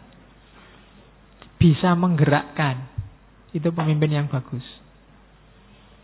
Kok pemimpin tidak bisa menggerakkan rakyatnya sak keluar PDW. Apa males disuruh ngapa-ngapain aja. Males, kerjakan sendiri. Pemimpinnya teriak-teriak, kerja ODW. Ya itu susah wis. Jadi harus bisa menggerakkan. Rakyat itu kan harus dipancing biar bergerak. Terus ya, cuma katanya Tan Malaka, untuk bisa menggerakkan massa memang butuh lembaga, butuh partai. Tapi partainya yang revolusioner. Partai yang mempertimbangkan dialektika, yang mau berubah, bukan yang status quo. Partai inilah yang nantinya akan mempertemukan orang-orang yang memiliki persamaan pandangan dalam revolusi. Terus katanya Tan Malaka, untuk mencapai kemenangan revolusi harus memperhatikan 2 syarat. Yang pertama, kondisi objektif, yaitu suatu tingkatan sistem produksi yang tertentu dari masyarakat dan taraf tertentu dari kesengsaraan rakyat. Jadi tak baca sekalian. Yang kedua adalah kondisi subjektif, yaitu kesediaan rakyat untuk membuat sebuah partai revolusioner yang disiplin dan mengakar dalam massa. Syaratnya revolusi sukses yang pertama adalah pemahaman terhadap kondisi objektif. Situasi realnya harus dipahami, harus ngerti problemnya ada di mana dan mau kemana. Kalau ini saja tidak bisa, jangan membayangkan bikin revolusi. Memahami dirinya sendiri juga tidak bisa. Orang itu kalau mau bikin perubahan drastis kan harus jelas sekarang apa, besok mau jadi apa. Baru orang bisa berubah. Lah kalau sekarang aja tidak paham kayak gimana, mau berubah kemana juga tidak mungkin bisa. Hari ini kamu apa? Besok mau jadi apa? Itu baru orang bisa revolusi. Maka gerakan-gerakan revolusioner itu selalu sifatnya transformatif, selalu transform. Ya, jargonnya transformasi kan dari refleksi untuk aksi. Refleksi itu berpikir secara objektif. Kita itu kayak gimana sih sekarang posisinya? Ada di mana? Mengapa kok begitu? Terus kita ingin melakukan perubahan apa? Baru bisa revolusi. Itu kondisi objektifnya kita harus paham. Setelah itu baru masuk ke kondisi subjektifnya. Kesadaran, kemauan rakyat untuk melakukan revolusi. Dengan jalan bikin lembaga, bikin organisasi, bikin partai, dan melakukan gerakan, kan itu. Jadi ada objektif, ada subjektif. Kalau sudah sadar saya sekarang ada di sini dan mau berubah ke sana, caranya bagaimana? Ya itu tadi, lewat kendaraan, organisasi, lembaga. Kenapa kok harus ada organisasinya, Pak? Ya kalau enggak ya jalan sendiri-sendiri nanti. Maunya berubah ke sana nanti bisa jalan kemana-mana kalau tidak dikoordinir oleh organisasi. Maka harus ada organisasinya. Makanya ada jargon yang bilang kejahatan yang terorganisir itu lebih sukses daripada kebaikan yang sendiri-sendiri. Jadi kuncinya pada organisasinya. Kalau kita sudah ada organisasinya, kompak bareng-bareng, gerakannya lebih efektif. Dan umat Islam kan sangat diajari itu sejak awal. Sholat itu kan latihan organisasi bareng-bareng. Apa tidak bisa sholat sendiri-sendiri? Sangat bisa, bahkan lebih cepat. Ya, tapi kan tidak jelas tujuannya. Yang jelas bareng-bareng. Itu latihan berorganisasi. Karena memang revolusi itu tidak mungkin sendiri-sendiri. Harus bareng-bareng, maka butuh organisasi. Oke. Jadi butuh pemimpin yang cerdas, yang bisa membaca realitas, yang bisa memahamkan tentang kondisi objektif, dan yang bisa menjalankan organisasi yang bisa menggerakkan massa. Itu syaratnya revolusi. Dan jangan salah, Tan Malaka meskipun dia bikin Partai Murba, dia tidak memposisikan diri jadi ketuanya. Katanya Hari Buse, Tan Malaka itu tidak betah dengan urusan jadi ketua, jadi yang kesuwen. Kalau rapat itu dia tidak bakat. Mungkin tidak suka diplomasi itu. Tapi dia suka gerakannya. Makanya dia tidak memposisikan diri jadi ketua. Meskipun bikin Partai Murba. Oke. Terus, nah itu yang disebut aksi massa, mass action. Jadi nanti ada bukunya, silakan dicari. Jadi massa yang sudah tersusun, punya semangat revolusioner, kemudian bergerak. Itulah mass action. Ya, untuk konteks Indonesia terdiri dari para buruh, petani, masyarakat miskin, rakyat jelata. Diakui atau tidak, itu jumlahnya paling besar. Kalau yang elit-elit, yang bangsawan-bangsawan kan sedikit. Jadi mass action itu sukses kalau bisa merangkul mereka, memahamkan mereka. Kalau yang pinter-pinter kan cepat. Kesadaran revolusionernya bangkit. Tapi mereka-mereka ini yang harus disadarkan untuk melakukan mass action. Jadi gambarannya Tan Malaka, aksi massa itu kayak gimana sih? Misalnya pemogokan dan pemboikotan secara terorganisir. Harus kompak loh ya. Nanti di sini ya, di sana enggak. Mari kita boikot produk-produk. Nah, nanti di sana enggak. Itu enggak kompak namanya. Jadi harus kompak, memboikot, terkoordinasi. Aksi pemogokan sangat besar pengaruhnya terhadap roda perekonomian dan politik Belanda. Jadi aksi massa juga bisa semacam demonstrasi politik. Kemudian tekanan-tekanan kepada pihak imperialis. Dan ini lebih efektif daripada putsch. Putsch itu pemberontakan yang tidak terkoordinir. Jadi pemberontakan per wilayah, pemberontakan per kelompok itu tidak akan sukses. Harus nasional skalanya dan dilakukan secara kompak dan strategis. Butuh pemimpin yang cerdas dan bisa menggerakkan. Mungkin itu yang bikin Tan Malaka tidak terlalu mempersoalkan Soekarno yang jadi presiden, meskipun di beberapa kebijakan dia tidak setuju. Soekarno termasuk pemimpin yang bisa menggerakkan massa. Bahkan nanti di pidatonya Soekarno yang sangat terkenal di lapangan Ikada itu nanti kelihatannya Tan Malaka ikut mendampingi. Katanya Hari Busu nanti di situ ada fotonya orang yang tubuhnya agak kecil pakai topi kayak Belanda itu, sebenarnya itu Tan Malaka. Ya, nanti kamu lihat sendiri fotonya. Syukur-syukur kamu bisa selfie. Sekarang kan di mana-mana orang sedang senang selfie. Oke, jadi revolusi yang kompak mewujudkan cita-cita nasional, itulah revolusi nasional. Isinya adalah revolusi sosial. Revolusi sosial itu menyingkirkan imperialisme dan feudalisme. Kenapa harus disingkirkan? Karena mereka menindas. Kan itu. Jalannya lewat strateginya namanya aksi massa. Itulah yang dirancang oleh Tan Malaka. Nah, ini program-program ekonominya. Jadi partai murbanya Tan Malaka itu menggagas ini loh. Kalau tadi kan sudah ya, kalau sekarang sudah sukses revolusinya, ayo merancang program. Dia ada program ekonomi, politik, militer. Kita lihat yang program ekonominya itu bisa dilihat di buku Menuju Republik Indonesia. Yang pertama, menasionalisasi pabrik tambang yang ada. Menasionalisasi itu yang semula bukan miliknya negara, mungkin miliknya penjajah, mungkin miliknya swasta, dinasionalkan.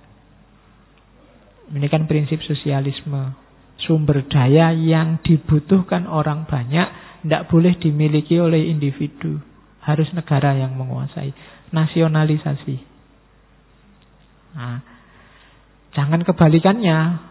Yang sudah miliknya negara malah dijual ke yang lain. Nah, itu bunuh diri namanya. Tidak boleh begitu, harus nasionalisasi. Yang kok ini kelihatannya semua orang butuh itu ya. Ya berarti negara yang harus menguasai. Karena kalau tidak, dampaknya akan sangat menguatkan yang menguasai yang individual tadi dan menyengsarakan yang lain. Maka harus negara, maka ada nasionalisasi. Termasuk nasionalisasi hutan-hutan dan perusahaan-perusahaan. Jangan malah hutannya dijual kepemilikannya. Harus negara yang menguasai. Karena kalau enggak, ya nanti tetap rakyat akan susah. Terus nasionalisasi perusahaan lalu lintas dan angkutan umum. Nasionalisasi bank-bank, perusahaan perseorangan dan maskapai-maskapai perniagaan yang besar. Jadi yang dibutuhkan orang banyak harus dikuasai negara. Tidak boleh dikuasai perseorangan. Terus bikin industri-industri baru dengan bantuan negara. Kalau hari ini mungkin namanya BUMN. Terus bikin koperasi-koperasi rakyat dengan bantuan kredit yang murah oleh negara. Lembaga koperasi ini lembaga ideal. Di mana-mana juga dibunyikan ideal, cuma jarang ada koperasi yang sukses. Koperasi rata-rata jatuhnya terus jadi arisan. Ya, susah bikin lembaga. Yang sukses itu kan perusahaan-perusahaan swasta itu. Lembaga sejenis koperasi itu biasanya berat. Ya mungkin jiwanya yang tidak cocok. Orang yang kapitalis diajak koperasi ya mungkin berat. Jiwanya yang lebih sosialis, lebih mudah. Terus memberikan bantuan hewan itu maksudnya bantuan berupa hewan, bukan bantuan kepada hewan. Dan alat-alat kerja untuk tani. Ya kan? Ya harus mikir loh, negara itu kita memberikan apa pada para petani, kita memberikan apa pada para nelayan, kita memberikan apa pada guru, kita memberikan apa, harus ada itunya. Karena mereka yang menguasai sumber daya utama. transmigrasi ini yang diusulkan oleh Tan Malaka, yang dijalankan sangat serius oleh Orde Baru. Saya tidak tahu sekarang masih serius berjalan apa enggak. Terus pembagian lahan produktif kepada petani yang tidak punya lahan. Nah, ini kita menyebutnya hari ini land reform. Sering jadi sumber konflik. Dan di antara sumber konflik PKI dan NANU itu pembagian tanah ini. Karena kalau orang sudah terlanjur tanahnya banyak, apa ya mau dia tanahnya diminta dibagi-bagi. Ya, itu terus jadi konflik. Dan biasanya kelompok feodal ini kan punya pasukan, punya pengaruh sendiri. Itu nanti yang melahirkan konflik. Meskipun memang cita-cita sosialisme tidak boleh orang bisa mengoleksi tanah seluas-luasnya.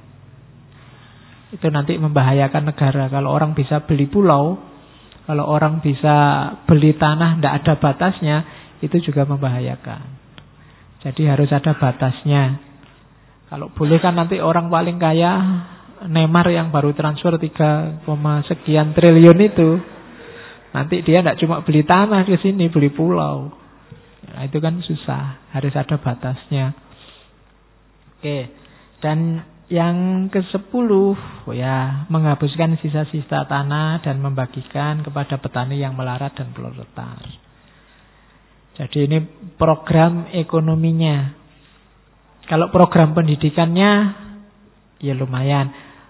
Jadi dia punya istilah 3 minimum program. Hari ini kelihatannya sudah dijalankan meskipun secara tidak langsung. Yang pertama, wajib belajar gratis sampai umur 17. Dan bahasa Indonesia sebagai pengantarnya, bahasa Inggris sebagai bahasa pendampingnya yang utama. Kalau ini dijalankan sejak Tan Malaka, mungkin hari ini kita enggak fobia sama bahasa Inggris. Iya. Pokoknya kita hari ini kan kalau sama ada bule kan agak minder. Alasannya enggak bisa ngomong. Padahal ngomong ya tinggal ngomong aja. Cuma kita agak gimana karena alasan bahasa. Kalau Tan Malaka, pokoknya 17 itu hitungan saya sampai SMA lah. SD, SMP, SMA gratis. Dan bahasa Indonesia dan bahasa Inggris. Ini sudah jalan sampai hari ini. Hari ini kan SD, SMP, SMA gratis. Tidak bayar kecuali tarian-tarian tertentu. Ya, oleh sekolah masing-masing. Oke. Terus menghapuskan sistem pelajaran lama, menyusun kurikulum baru berdasarkan kepentingan Indonesia. Jadi pokoknya bikin kurikulum itu dasarnya bukan tren, bukan yang sekarang banyak diajari di mana-mana termasuk secara internasional, tapi yang dibutuhkan Indonesia apa. Jangan menyusun kurikulum yang tidak nyambung sama Indonesia. Kita hari ini kan selalu lihat di internasional, kita bertanding secara internasional, sehingga sering melupakan kekhasan Indonesia apa.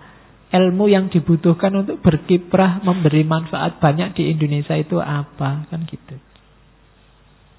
Belajar Islam itu mungkin ya kan banyak isu-isu internasional, tapi sebelum ke sana ya isu-isu Indonesia harus paham. Orang Indonesia itu kajian Islamnya sampai level apa dan kita masuknya harus lewat mana, kan harus itu. Kalau orang kampung kita kasih isu-isu kampus hari ini tentang Islam, puyeng mesti mereka. Ngomong tentang islamisasi ilmu, ngomong tentang otoritarianisme, orang kampung toleh-toleh dok itu. Ngomong apa itu? Nah, ya. Bahkan kalau di kampung lebih berguna yang bisa khutbah Jumat daripada yang bisa ngaji filsafat. Itu dijamin. Ya syukur-syukur kamu bisa ngaji filsafat, ya iso khutbah Jumat. Syukur-syukur bisa adzan. Lah itu kan kebutuhan praktis-praktis itu ya harus dikuasai. Ya bukan berarti yang internasional jangan, tapi itu harus bisa baru mencerdaskan masyarakat. Lah kita kan dibayari oleh negara mahal-mahal, hasilnya cuma membingungkan rakyat kalau tidak begitu. Begitu pulang masyarakat bingung, kamu ngomong apa iki? Anaknya habis kuliah ngomongnya jadi kayak gini. Jadi tidak karu-karuan. Istilahnya sudah beda lagi. Tenang aja Pak, eksistensi kita tidak akan terganggu oleh. Iya. Lihat TV, itu kelompok radikal Pak. Itu Islam. Bapakmu ya bingung ngomong apa. Ndak lah, mereka capek-capek membiayai kita kuliah, ya pulangnya jangan malah bikin bingung mereka. Kita yang harus mengadaptasikan ilmu kita sesuai ke level mereka. Bukan mereka yang harus disuruh susah payah memahami omongan kita. Kuali. Makanya Islam nyuruhnya khotibin nas biqadri ukulihim, bukan ukulina. Sesuai akal mereka. Kita omong, kita berkomunikasi dengan mereka di level akal mereka. Yo, isu-isunya tetap isu-isu luar biasa, tapi kita turunkan gaya komunikasinya ke level mereka. Contoh-contohnya di hidup mereka sehari-hari. Itu makanya kalau di Tan Malaka kurikulum yang cocok sama Indonesia. Yang ketiga, ini yang hari ini digenjot oleh Kementerian Pendidikan, sekolah-sekolah yang kejuruan, yang praktis-praktis. Karena kita butuh banyak orang ahli di sini. Diakui atau tidak. Kalau sekedar ahli agama banyak lah. Cuma kalau ahli pertanian, ahli perdagangan kita masih butuh banyak. Maka perbanyak sekolah di level ini. Tujuan pendidikan ada 3. Jangan salah. Bukan cari kerja. Hari ini kan selalu orang pendidikan habis itu kerja apa? Enggak. Ya, kerjaan itu jangan khawatir banyak. Cuma yang ada uangnya jarang. Ya. Jangan mikir pekerjaan. Yang pertama apa? Memberi senjata, keahlian untuk hidup. Hidup itu otomatis antara lain penghidupan, dunia kemodalan. Itu apa sih untuk senjata untuk hidup itu? Berhitung, menulis, ilmu bumi, bahasa Belanda zaman itu, Jawa, Melayu, Indonesia dan lain-lain. Yang sifatnya skill. Jadi ilmu bumi itu kan skill, nulis, berhitung, bahasa Belanda, Jawa, Melayu kan, Inggris dan lain sebagainya. Bekal keterampilan. Yang kedua, memberi hak murid untuk sukses dalam hidupnya dengan jalan pergaulan. Maksudnya apa? Kalau hari ini kemampuan untuk bermasyarakat, kemampuan hidup bersama. Oke, dan yang ketiga, menunjukkan kepedulian sosial, menunjukkan kewajiban kelak terhadap berjuta-juta kaum kromo. Kaum kromo itu kaum miskin. Jadi pendidikan yang menanamkan keterampilan, ya kan, melatih kehidupan bermasyarakat, dan yang ketiga mengasah kepedulian sosial. 3 ini kalian harus menguasai kalau ingin jadi orang terdidik. Nah, saya ambil satu. Tan Malaka punya trik, punya jurus namanya jembatan keledai. Cara belajar efektif. Kalau hari ini mungkin semacam peta konsep. Tan Malaka itu kan hidupnya pindah-pindah kemana-mana, jadi tidak sempat bawa buku banyak.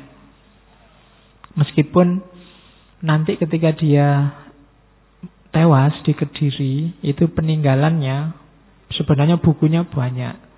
Ada saksi mata yang menceritakan bahwa setelah meninggalnya Tan Malaka itu, bukunya semua dibakar. Dan buku itu dibakar tidak habis-habis sampai seminggu. Bisa dibayangkan ya banyaknya bukunya. Ya pantas dia tidak sempat nikah. Moco buku terus. Jadi, cuma ketika dia pelarian kan nggak sempat bawa buku banyak. Triknya dia pakai istilahnya Tan Malaka sendiri, namanya jembatan keledai. Menghafalkan sesuatu pakai kode-kode.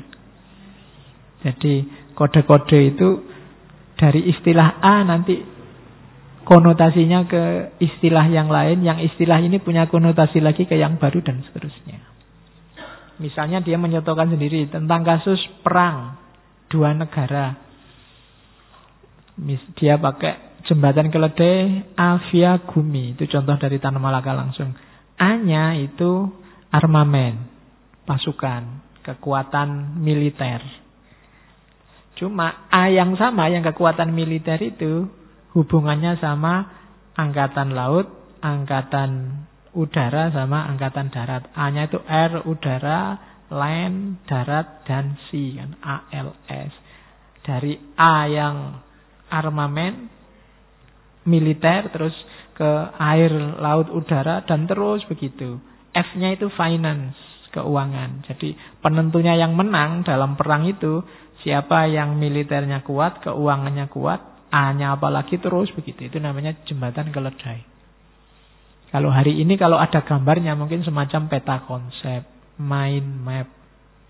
Tapi itu diapalkan loh ya, tidak digambar di kepala. Jadi menghafalkan biasa saja kita pontang-panting, apalagi disingkat. Cuma karena mungkin terlalu banyak materinya, memang harus disingkat-singkat. Nah, itu namanya jembatan keledai. Istilah dari Tan Malaka sendiri. Dan dia punya banyak. Untuk setiap isu dia punya peta konsep sendiri, jembatan keledai sendiri. Kalau tidak beratus, katanya Tan Malaka, niscaya ada berpuluh jembatan keledai di kepala saya. Pokoknya macam-macam, ratusan konsep di kepala. Jadi sewaktu-waktu disuruh ngomong, dia langsung bisa ngomong. Karena konsepnya ada di sini. Kebalikannya kita kan, hari ini baca, nanti setelah baca juga sudah lupa. Nah, mungkin bisa memanfaatkan jembatan keledai ini. Kalau masih kurang ya jembatan unta, kalau masih kurang ya jembatan. Ya, pokoknya intinya hafalan. Karena memang sebagai pelarian kan tidak mungkin dia bawa catatan banyak, bawa buku banyak. Nanti malah cepat ketahuan. Maka satu-satunya jalan itu menghafalkan. Itu kan kayak Ghazali apa Syafi'i, itu kan yang ditulis di tangan, kalau sudah hafal ya dihapus. Itu lebih susah lagi. Oke. Quote-nya bagus. Rasional lagi-lagi. Akuilah dengan hati bersih bahwa kalian dapat belajar dari orang barat. Tapi jangan sekali-kali kalian meniru dari orang barat. Kalian harus menjadi murid-murid dari timur yang cerdas. Oh, itu namanya bukan anti barat, tapi juga tidak mendewa-dewakan barat. Barat itu ya pinter. Kita banyak belajar dari barat, tidak masalah. Tapi tetap harus jadi murid-murid dari timur. Dengan segala karakternya, tapi yang cerdas. Itu kan cara berpikir rasional. Jadi tidak kok barat mesti jelek atau barat itu luar biasa, ya enggak. Apa-apa itu ada jeleknya, ada bagusnya. Enggak usah wow bilang kamulah yang paling cantik, ya enggak. Kamu enggak terlalu cantik, tapi dapatnya kamu gimana lagi. Itu kan lebih rasional daripada iya, ndak usah bombastis lah. Bombastis kan nanti malah kecegelong sendiri. Yang rasional aja. Oke. Kalau pacarmu, kamu kok ndak pernah bilang aku yang paling cantik? Lah memang ndak. Kan harus jujur aku padamu. Tapi kamulah satu-satunya yang mau sama aku. Lah kan memang begitu. Yang lain ndak ada yang mau. Terus oke. Coba diingat-ingat. Bila kaum muda yang telah belajar di sekolah menganggap dirinya terlalu tinggi dan pintar untuk melebur dengan masyarakat yang bekerja dengan cangkul dan hanya memiliki cita-cita yang sederhana, maka lebih baik pendidikan itu tidak diberikan sama sekali. Seperti saya bilang tadi ya, kalau kamu hasilnya hanya menyusahkan orang tuamu, orang lain, kalau dengan kuliah kamu pulang jadi ningrat, suruh ke sawah ndak mau, alasannya ono wae. Suruh berbaur sama masyarakat ndak mau. Mungkin alasannya levelnya beda sekarang Pak. Kalau bertemu sama orang kampung itu saya, mending kamu ndak usah sekolah. Wong kamu disekolahkan itu kan biar untuk memberi kontribusi pada mereka. Kalau kamu malah menjauh, kamu jadi elit, mending ndak usah sekolah. Tidak ada gunanya tiwas dibayari mahal-mahal, hasilnya malah menyusahkan. Nah, itu Tan Malaka yang bilang. Dan kalimat terakhir yang paling terkenal dari Tan Malaka. Ingatlah bahwa dari dalam bumi suara saya akan lebih keras daripada dari atas bumi. Jadi beliau nulis banyak, sekitar 27 buku. Dan dia sudah tahu bahwa banyak yang mengincarnya. Maka dia bilang, suaraku akan lebih keras terdengar nanti setelah aku mati. Dan hari ini kita rasakan itu. Meskipun mungkin zaman Orde Baru takut ini jadi beneran sehingga banyak dibungkam. Tapi sekarang mulai keras lagi suara yang menyuarakan perjuangannya Tan Malaka. Dan benar yang dia omongkan, dari dalam bumi suaranya lebih keras dibandingkan dulu. Karena dulu jagoan banyak, patron-patronnya banyak, tokoh-tokohnya banyak. Mungkin Tan Malaka hanya salah satunya.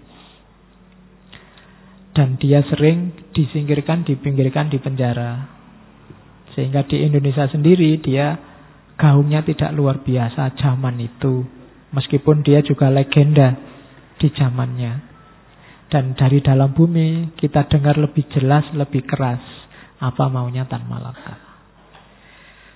Oke, alhamdulillah sudah selesai Tan Malaka.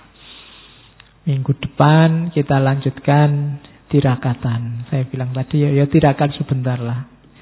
Jangan ngaji terus, materi terus, nanti kamu mabuk. Tirakatan ngomong santai-santai, kita bahas keindonesiaan. Ada beberapa menurut saya sikap mental kita sebagai manusia Indonesia yang perlu direvisi sedikit-sedikit. Tidak usah membayangkan yang wow-wow luar biasa bahwa ngaji ini akan menyumbangkan apa. Kita membereskan diri sendiri dulu. Kita memberi kontribusi.